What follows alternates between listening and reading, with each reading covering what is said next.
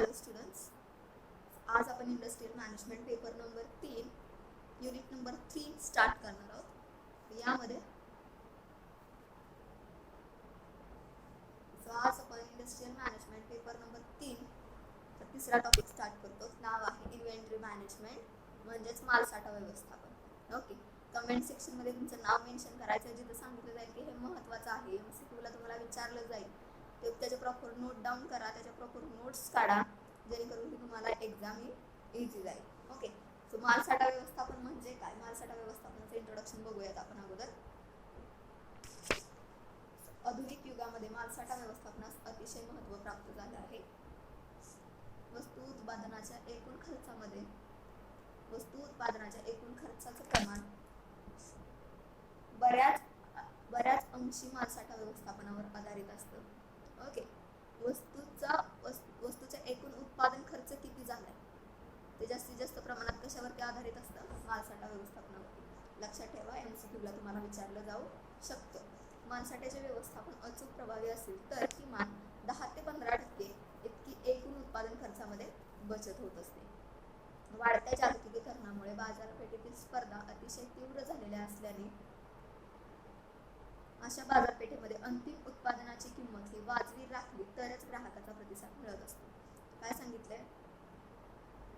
जागतिकीकरण वाढत गेल्यामुळे बाजारपेठेमध्ये स्पर्धा ही जास्तीत जास्त झाली, आणि जर त्या स्पर्धेमध्ये आपल्याला जर टिकून राहायचं असेल तर आपल्या वस्तूची किंमत ही सगळ्यांपेक्षा जास्त ऐवजी सगळ्यांपेक्षा कमी असणं अतिशय महत्त्वाचं आहे.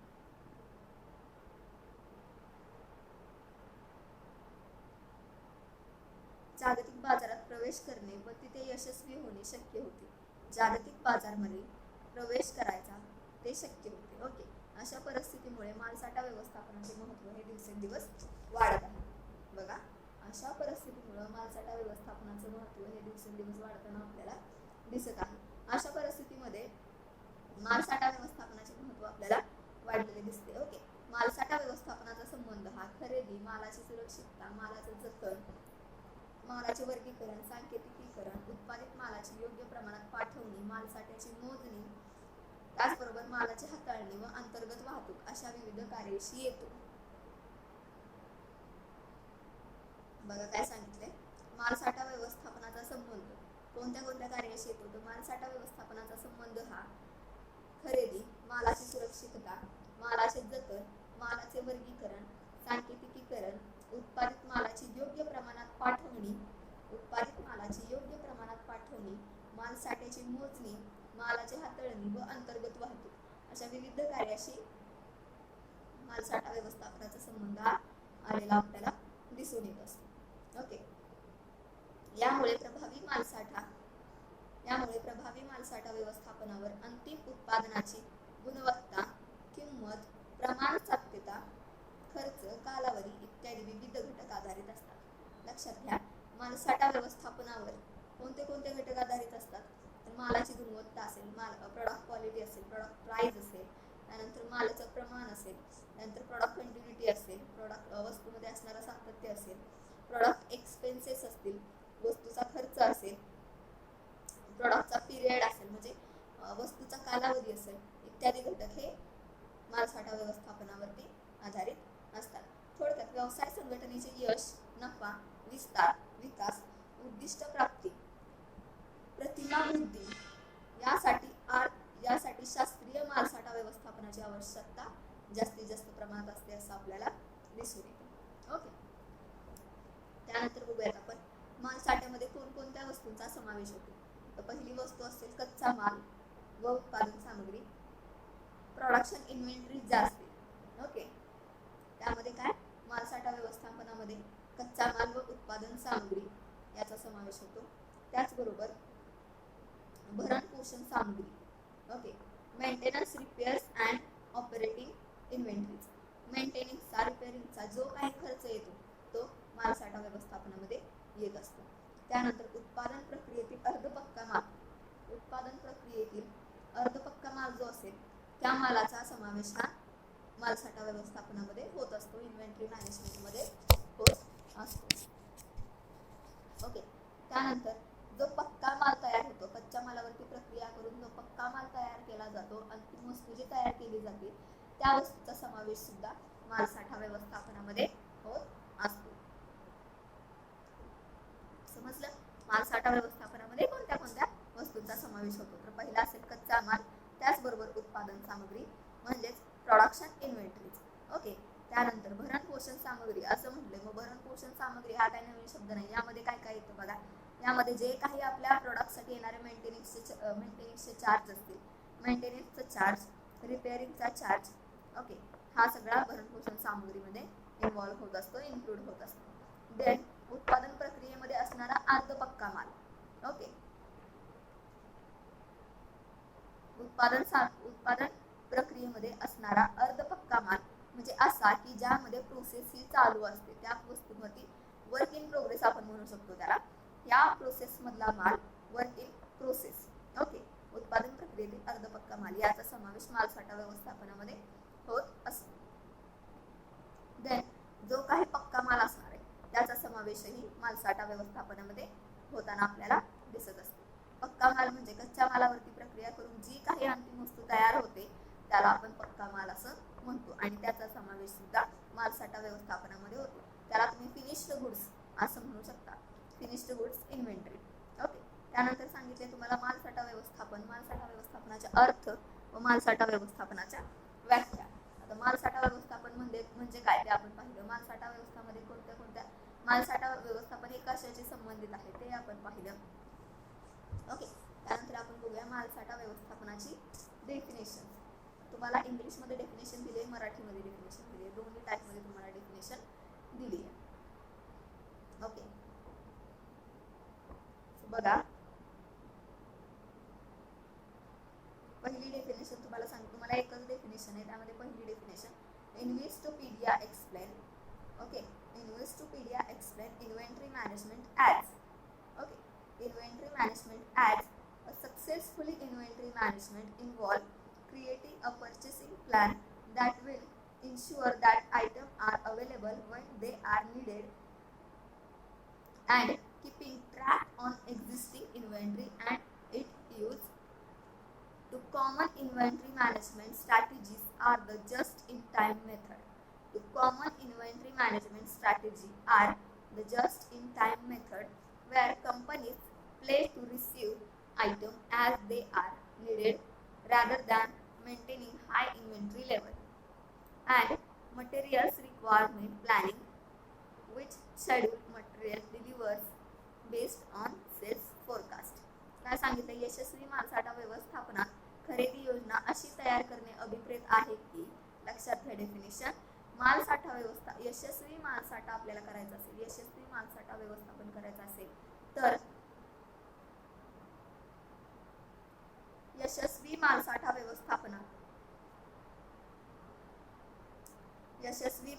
व्यवस्थापनात खरेदी योजना अशी तयार करणं अभिप्रेत आहे की ज्यावेळी ज्या वस्तूची गरज भासेल त्यावेळी त्या उपलब्ध होतील. ज्यावेळी ज्या वस्तूची गरज भासेल त्यावेळी त्या उपलब्ध होतील आणि ओके आणि अस्तित्वातील मालसाठ्याचा उपयोग होण्यासाठी तो योग्य जागी किंवा योग्य मार्गावर ठेवणे. मालसाठा व्यवस्थापनाच्या दोन सर्वसाधारण व्यूहरचना आहेत. ओके. मालसाठा व्यवस्थापनाच्या दोन सर्वसाधारण व्यूहरचना आहेत, त्या आपल्याला या तिसऱ्या टॉपिक मध्ये बघायच्या आहेत. त्यामध्ये पहिली आहे जस्ट इन टाइम पद्धती. ओके. जस्ट इन टाइम पद्धती यामध्ये कंपनी अशी योजना आखते की मालसाठ्याची महत्तम पातळी राखण्यापेक्षा ज्यावेळी वस्तूची गरज भासेल त्यावेळी त्या प्राप्त करायच्या. आणि बघा, जस्ट इन टाइम मध्ये काय सांगितलंय? जस्ट इन टाइम पद्धती यामध्ये कंपनी अशा योजना आखते की मालसाठ्याची महत्तम पातळी राखण्यापेक्षा ज्यावेळी वस्तूची गरज भासेल त्यावेळी त्या प्राप्त करायच्या. ओके. मालसाठ्याची महत्तम पातळी राखण्यापेक्षा ज्या वेळेला आपल्याला वस्तूची गरज असते त्यावेळेला त्या प्राप्त करायच्या. आणि दुसरी व्यूहरचना आहे ती म्हणजे सामग्री गरज नियोजन, माल गरजेचं नियोजन. ओके. यामध्ये विक्रीय अंदाजा आधारे सामग्री मिळवण्याचे वेळापत्रक तयार करते. विक्रीय अंदाजा आधारे सामग्री मिळण्याचे वेळापत्रक तयार केले जाते. ओके, अशा पद्धतीने तुम्हाला मालसाठा व्यवस्थापनाची व्याख्या सांगितली आहे. मालसाठा व्यवस्थापनामध्ये कोणत्या कोणत्या वस्तूंचा समावेश होतो ते सांगितलं आहे. त्याचबरोबर मालसाठा व्यवस्थापनाचं इंट्रोडक्शन इंट्रो त्याचा आपण पाहिला आहे. ओके, आता आपण बघूया मालसाठा व्यवस्थापनाचे उद्देश किंवा उद्दिष्टे. तुम्हाला मालसाठा व्यवस्थापनाची उद्दिष्टे 20 दिलेली आहेत. बघा, 20 उद्दिष्टे तुम्हाला आहेत मालसाठा व्यवस्थापनाची. ओके, एक एक आपण चेक करूया.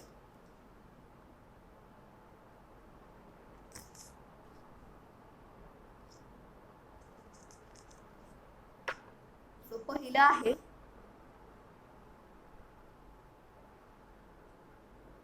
किमान रकमेची योग्य गुंतवणूक. किमान रकमेची योग्य गुंतवणूक. त्यानंतर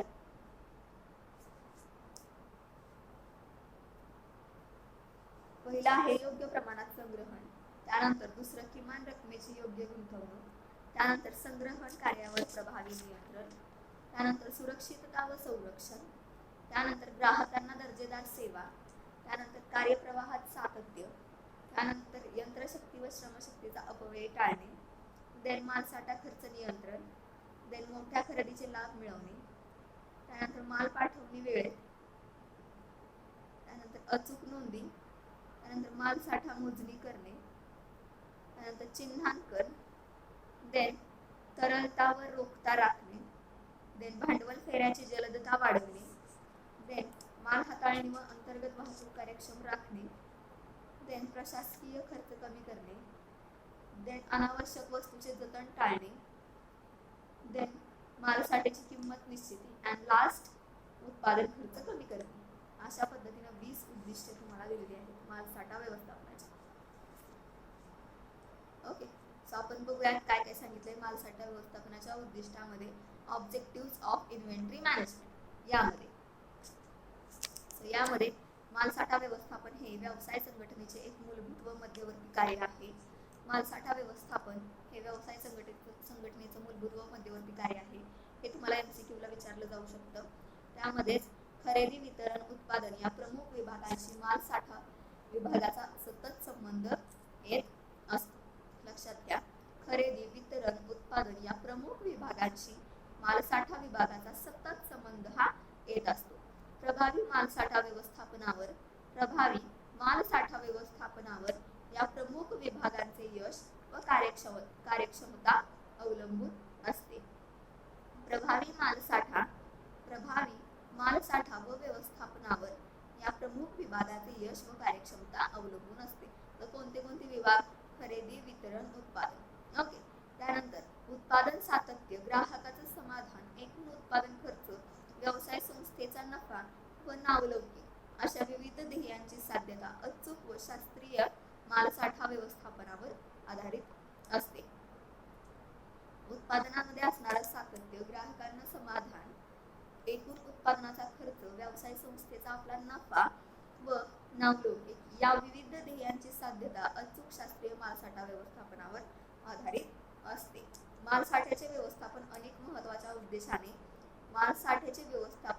महत्त्वाच्या उद्देशाच्या साध्यतेसाठी केले जाते.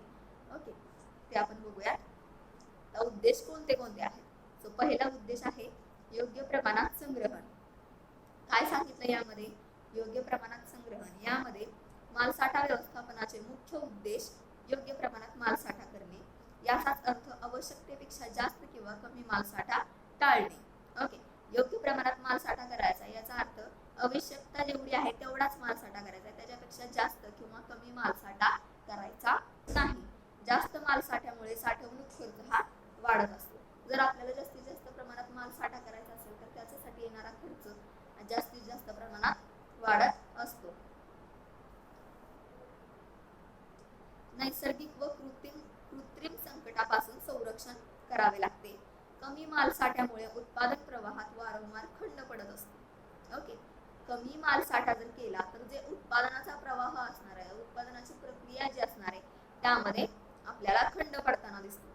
तसेच खरेदीचे आदेश वारंवार द्यावे लागत असल्याने खर्चामध्ये वाढ आपल्याला होताना दिसत असते. त्यानंतरचा उद्देश म्हणजे किमान रकमेची गुंतवणूक. किमान रकमेची गुंतवणूक, यामध्ये माल साठ्याची किमान रकमेची भांडवलाची गुंतवणूक व्हावी, यामध्ये माल साठा किमान भांडवलाची गुंतवणूक व्हावी हा प्रत्येक व्यवसाय संस्थेचा एक महत्त्वाचा उद्देश असतो. ओके. माल साठ्यात कमीत कमी रक्कम अडकून राहिल्यास व्याज खर्चामध्ये बचत होते. माल साठ्यात कमीत कमी रक्कम जर अडकून राहिली तर व्याज खर्चामध्ये बचत होते. तसेच शिल्लक राहिलेल्या खेळत्या भांडवलाचा उपयोग इतर कारणासाठी करता येतो. शिल्लक राहिलेल्या खेळत्या भांडवलाचा उपयोग इतर कारणासाठी आपल्याला करता येतो. त्यानंतर तिसरा उद्देश म्हणजे संग्रहण कार्यावर प्रभावी नियंत्रण. संग्रहण कार्यावर प्रभावी नियंत्रण, यामध्ये संग्रहण कार्यामध्ये विविध कार्याचा समावेश होतो. ओके. संग्रहण या कार्यामध्ये विविध कार्याचा समावेश होतो. उदाहरणार्थ मालाचा स्वीकार, सुरक्षित जतन, मागणीप्रमाणे माल पाठवणे, माल हाताळणी व अंतर्गत वाहतूक, माल मोजणी, मालाची नोंद इत्यादी. ओके. हे सर्व कार्ये कार्यक्षमतेने करणे संग्रहण कार्यात अभिप्रेत असते.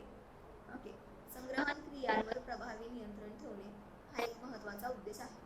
संग्रहण क्रियांवर प्रभावी नियंत्रण ठेवणे हा माल साठा व्यवस्थापनाचा एक प्रभावी किंवा महत्त्वाचा उद्देश आहे. त्यानंतरचा चौथा उद्देश आहे सुरक्षितता व संरक्षण. यामध्ये गोदामामध्ये माल साठा विविध धोक्यापासून सुरक्षित राखणे व त्याचे संरक्षण करणे हे अतिशय महत्त्वाचे असते. काय सांगितलं यामध्ये? गोदामामधील माल साठा हा विविध धोक्यापासून सुरक्षित राखायचा आणि त्याचं संरक्षण करणं महत्त्वाचं असतं. उदाहरणार्थ जो काही गोदामामध्ये माल साठा आपण केला त्याची चोरी होऊ शकते, त्याची तुटफूट होऊ शकते, गळती लागू शकते त्याला, किंवा चुकीची हाताळणी होऊ शकते, किंवा वाहतूक ही व्यवस्थित होणार नाही त्याची, अतिउष्ण किंवा थंड तापमान असेल त्यानुसार ते संरक्षण त्याचं करणं, वादळ, पूर, भूकंप इत्यादीनुसार त्याचं संरक्षण करणं हे अतिशय महत्त्वाचं असतं. याचप्रमाणे मालाच्या गुणधर्मामध्ये साठवणूक काळात कोणतेही प्रतिकूल बदल होणार नाही याची योग्य ती काळजी घ्यावी लागत असते. काय सांगितलंय? याप्रमाणे मालाच्या गुणधर्मामध्ये साठवणूक काळात कोणतेही प्रतिकूल परिणाम होणार नाही किंवा कोणतेही प्रतिकूल बदल होणार नाही याची योग्य ती काळजी, दक्षता घेणं माल साठा विभागाची मुख्य जबाबदारी आहे. ओके. देन ग्राहकांना दर्जेदार सेवा. यामध्ये मालसाठा विभाग मालाची साठवणूक व पुरवठा या दोन क्रिया कार्यक्षमतेने करून ग्राहकांना दर्जेदार वस्तू व सेवा देतात. लक्षात घ्या काय सांगितले?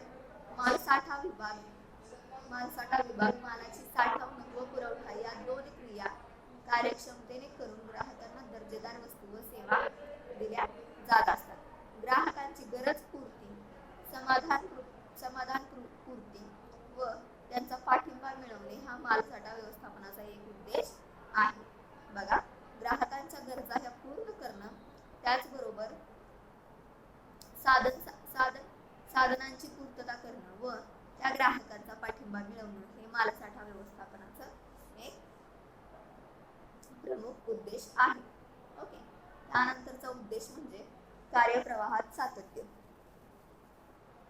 कार्यप्रवाहात सातत्य यामध्ये काय सांगितले? उत्पादनाची क्रिया विनाखंड व योग्य रीतीने पार पडणे हा मालसाठा व्यवस्थापनाचा एक उद्देश आहे. उत्पादनाची जी प्रोसेस असेल त्या प्रोसेसमध्ये, त्या प्रक्रियेमध्ये खंड पडला नाही पाहिजे, म्हणजे ब्रेक पडला नाही पाहिजे त्या प्रोसेसमध्ये.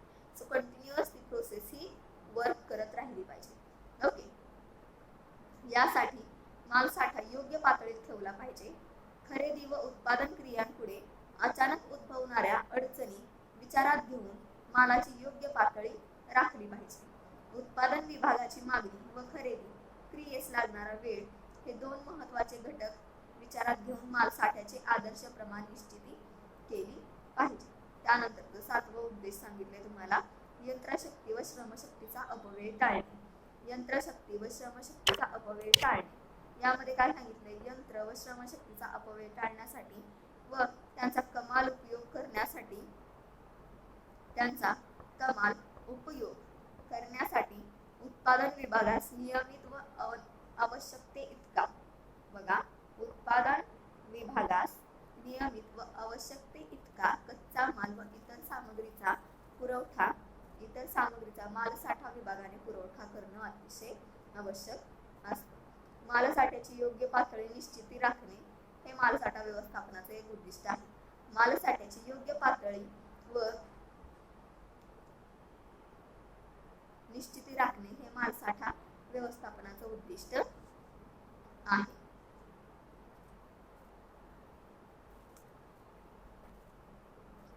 बघा, त्यानंतरच 8वा उद्देश तुम्हाला सांगितले. 8वं उद्दिष्ट तुम्हाला सांगितले त्यामध्ये मालसाठा खर्चावरती नियंत्रण. यामध्ये काय सांगितले,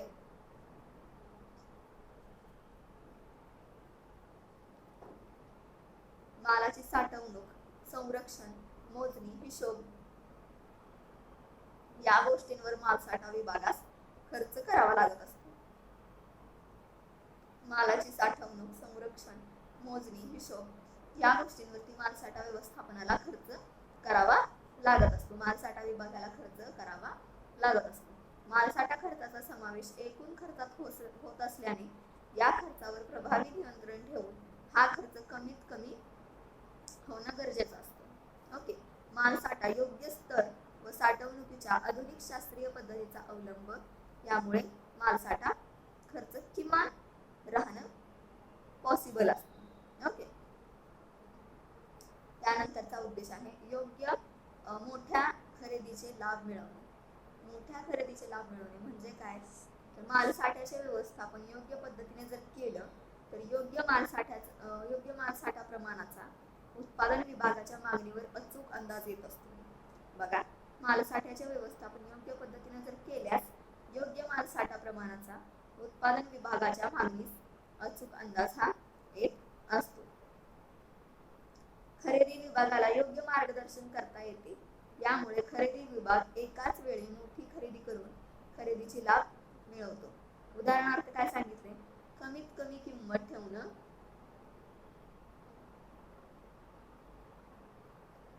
ग्राहकांना सूट देणं किंवा उधार सवलत ही ग्राहकांना देणं. ओके. त्यानंतरचा 10वा उद्देश आहे ते म्हणजे माल पाठवणी वेळेत. काय सांगितलं यामध्ये, माल पाठवणी वेळेत. मालसाठा विभागाकडे उत्पादन विभाग उपविभागांनी मालसाठा विभागाकडे उत्पादन विभाग उपविभागांनी वितरण विभागाने मागणी केल्यानंतर त्यांना ताबडतोब माल पाठवणं आवश्यक असतं. यामुळे उत्पादन क्रियेची कार्यक्षमता टिकून राहते, उत्पादन उद्दिष्ट साध्य होते. तसेच ग्राहकांना वेळेवर वस्तूची प्राप्ती झाल्याने ग्राहक हा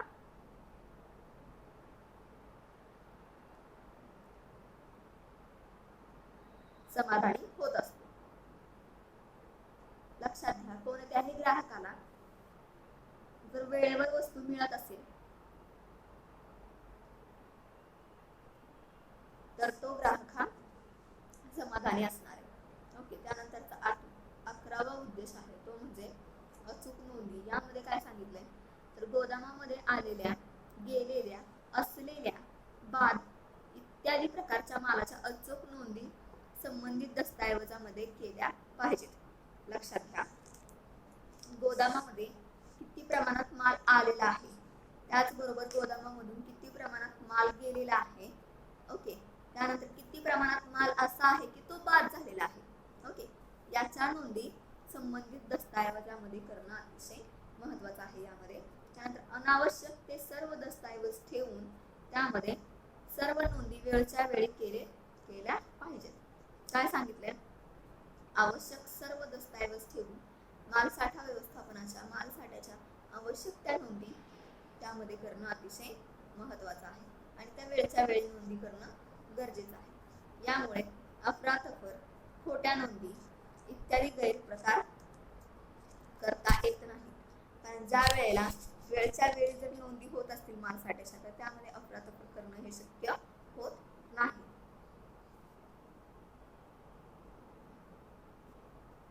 त्यानंतर 12वा उद्देश आहे तो म्हणजे मालसाठा मोजणी करणं. मालसाठा मोजणी करणे.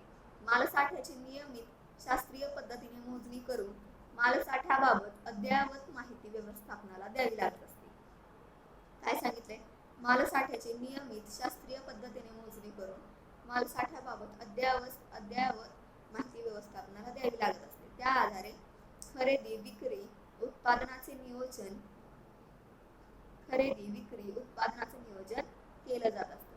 मालसाठा मोजणीमुळे मालाची चोरी, हिशोबातील खोट्या नोंदी इत्यादी गैरकृत्ये त्वरित निदर्शनात येत असतात.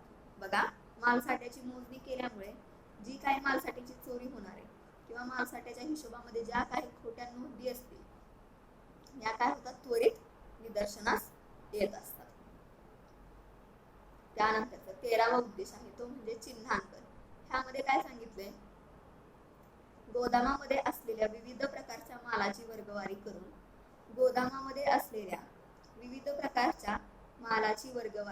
करून त्यांना योग्य क्रमांक, संज्ञा, चिन्हे, वर्ग देणे हे या विभागाचे एक उद्दिष्ट आहे. ओके, चिन्हांकनामुळे वस्तू, माल हा आपल्याला तत्काळ सापडण्यास मदत होत असते. बघा, चिन्हांकामुळे काय होतं, माल हा आपल्याला तत्काळ सापडण्यास मदत होते. यामुळे त्याची पाठवणी संबंधित विभागाकडे लगेच करता येते. यामुळे त्या मालाची पाठवणी जी असेल ती संबंधित विभागाकडे लगेच करता येते. त्यानंतर 14वा आहे तरलता व रोखता राखणे. यामध्ये काय सांगितलंय, मालसाठ्याच्या प्रमाणावरून व्यवसायाची रोखता मोजली जाते. मालसाठ्याच्या प्रमाणावरून व्यवसायाची रोखता किंवा तरलता मोजली जात असते. मालसाठा अधिक असल्यास, मालसाठा अधिक प्रमाणामध्ये जर असेल तर कंपनीची रोखता कमी होते. मालसाठा अधिक प्रमाणामध्ये असेल तर कंपनीची रोखता कमी होत असते, कारण मालसाठ्याचे पैशात त्वरित रूपांतर करता येणे शक्य नसते. यासाठी व्यवसायातील मालसाठ्याचे प्रमाण पर्याप्त ठेवून रोखतेचे प्रमाण वाढवणं शक्य असतं आपल्याला. त्यानंतरच 15वा उद्देश किंवा उद्दिष्ट. ओके, त्यामध्ये भांडवल फेऱ्याची जलदता वाढवणे. यामध्ये भांडवल फेरा म्हणजेच टर्नओव्हर ऑफ कॅपिटल म्हणजेच व्यवसायात गुंतवलेले भांडवल पुनर्गुंतवणुकीसाठी वसूल होण्याच्या क्रियेला भांडवल फेरा असं म्हटलं जातं. लक्षात घ्या, मला MCQ ला विचारलं जाऊ शकेल भांडवल फेरा म्हणजे काय. ओके, भांडवल फेरा म्हणजे व्यवसायात गुंतवलेले भांडवल हे पुनर्गुंतवणुकीसाठी वसूल होण्याच्या क्रियेला भांडवल फेरा असे म्हणतात. उदाहरणार्थ, उत्पादन साधनांच्या संकलनासाठी भांडवलाचा वापर, उत्पादन क्रिया, वितरण, पुनर्गुंतवणुकीसाठी पैसा, भांडवल प्राप्त. ओके, मालसाठा अधिक जर असेल तर भांडवल अधिक काळ आपलं अडकून राहतं. ओके, जो काही अंतिम वस्तू आपण तयार केला तर त्याचा जर आपण स्टोअर केला, त्या वस्तू स्टोरेज करून ठेवलं तर काय होणार आहे, आपला जो खर्च असणार आहे, आपण जे भांडवल गुंतवले ते भांडवल आपलं त्या वस्तूमध्ये अडकून राहणार आहे. ओके, भांडवल फेऱ्याची गती ही मंदावते. याचा प्रतिकूल परिणाम हा नफा प्रमाणावर होताना आपल्याला दिसतो. ओके, यासाठी वस्तूसाठा योग्य राखून भांडवल फेऱ्याची गती वाढवणं महत्वाचं असतं. त्यानंतर मालाची हाताळणी व अंतर्गत वाहतूक कार्यक्षम राखणे. यामध्ये गोदामामध्ये साठवलेल्या मालाची हाताळणी व अंतर्गत वाहतूक कार्यक्षमतेने व शास्त्रीय पद्धतीने करणे आवश्यक असते. शक्यतो या कार्यासाठी आधुनिक यांत्रिक साधनांचा अवलंब करावा लागतो. सदोष माल हाताळणी व अंतर्गत वाहतुकीमुळे मालसाठ्याची नासधूस अपव्यय होतो. लक्षात घ्या, सदोष माल हाताळणी व अंतर्गत वाहतूक जर असेल तर त्यामध्ये मालसाठ्याची नासधूस ही मोठ्या प्रमाणात होत असते.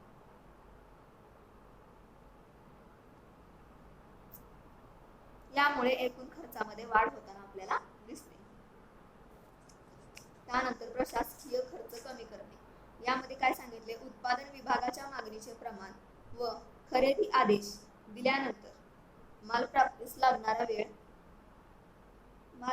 लागणारा वेळ याचा अचूक अंदाज करून मालसाठ्याचे मालप्राप्तीस लागणारा वेळ याचे अचूक अंदाज करून मालसाठ्याचे आदर्श प्रमाण ठरवले जाते. त्यानुसार खरेदी विभागाला योग्य ते आदेश देऊन एकाच वेळी वस्तू साठा खरेदीचे कार्य केले जाते. यामुळे वारंवार खरेदीची प्रक्रिया करावी लागत नाही. यामुळे काय होतं, तर प्रशासकीय जो खर्च असणार आहे ओके आपल्या व्यवसायाचा तो कमी होणार आहे. त्यानंतरचा उद्देश म्हणजे अनावश्यक वस्तूचं जतन टाळणे. यामध्ये मालसाठा व्यवस्थापनात अनावश्यक वस्तूचे जतन टाळणे अभिप्रेत आहे. काय सांगितले? मालसाठा व्यवस्थापनात अनावश्यक वस्तूचं जतन टाळणं अभिप्रेत आहे. गुदामामध्ये काही अनावश्यक वस्तू असतील तर त्यांची योग्य पद्धतीने विल्हेवाट लावली जाते व त्यावरील साठवणूक खर्च हा टाळला जातो. त्यानंतर बघा, मालसाठ्याची किंमत निश्चिती. यामध्ये काय सांगितलंय? गोदामामधून पाठवलेल्या मालाची अचूक किंमत निश्चिती करणं गरजेचं आहे. यासाठी किंमत निश्चितीच्या शास्त्रीय व आधुनिक पद्धतीची मदत आपल्याला घ्यावी लागत असते. आता माल साठवण्यामध्ये किंमत निश्चितीच्या शास्त्रीय व आधुनिक पद्धती कोणत्या कोणत्या आहेत? तर एक आहे लिफो आणि दुसरी आहे फिफो. अशा सरासरी 2 पद्धती आपल्याला यामध्ये आहेत. ओके. त्यानंतरचं शेवटचं उद्देश आहे ते म्हणजे उत्पादन खर्च कमी करणे. सो यामध्ये काय सांगितले? माल साठवणूक खर्चाचा समावेश एकूण उत्पादन खर्चामध्ये होत असतो. माल साठवणूक खर्चाचा समावेश एकूण उत्पादन खर्चामध्ये होत असतो. हा खर्च वाजवी राखण्याचा प्रयत्न केल्याने एकूण खर्च कमी झाल्याने नफ्याचे प्रमाण हे वाढताना आपल्याला दिसते. व्यवसाय संस्थेला आर्थिक स्थैर्य प्राप्त होत असतं. अशा विविध उद्देशांच्या साध्यतेसाठी मालसाठा व्यवस्थापन करणं अतिशय महत्त्वाचं आहे आणि मालसाठा व्यवस्थापन हे केलं जातं. जिथं मी सांगितलंय की हे महत्त्वाचं आहे, MCQ ला विचारलं जातं, ते प्रॉपर नोट डाऊन करा. कमेंट सेक्शन मध्ये तुमचं नाव मेन्शन करा. कंपल्सरी मला सर्वांची नावं कमेंट सेक्शन मध्ये दिसली पाहिजेत. ओके. सो नेक्स्ट लेक्चरला आपण बघूया रिसिप्ट ऑफ मटेरियल्स, म्हणजे सामग्रीची स्वीकृती हा पॉइंट. ओके. थँक्यू.